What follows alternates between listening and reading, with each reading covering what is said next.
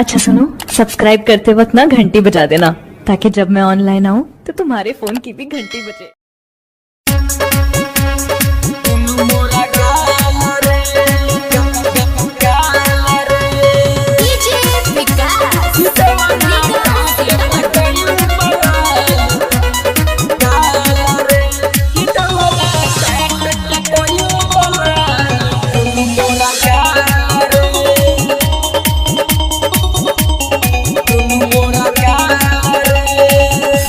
गवना करा के सोइया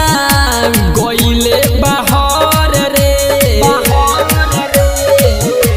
गवना करा के सोइया गोइले बहर रे, कितवरा काट के कोइल बगाल दुनु मोरा गाल रे, कितवरा काट के कोइल बगाल दुनु मोरा गाल रे।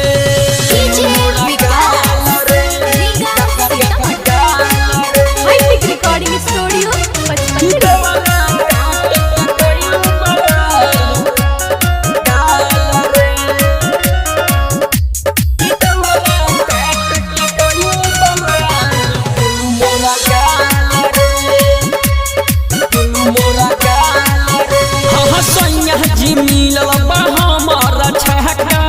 चले ना एकरा से काम हो,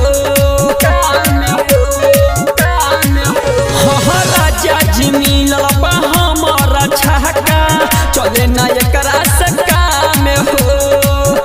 एकरा से निमन रहे नई हर के यार रे, एकरा से निमन रहे नई हर के यार रे, कि देवरा काट के कोइल बलाल दुनु मोरा गाल रे, कि देवरा काट के कोइल बलाल दुनु मोरा गाल रे।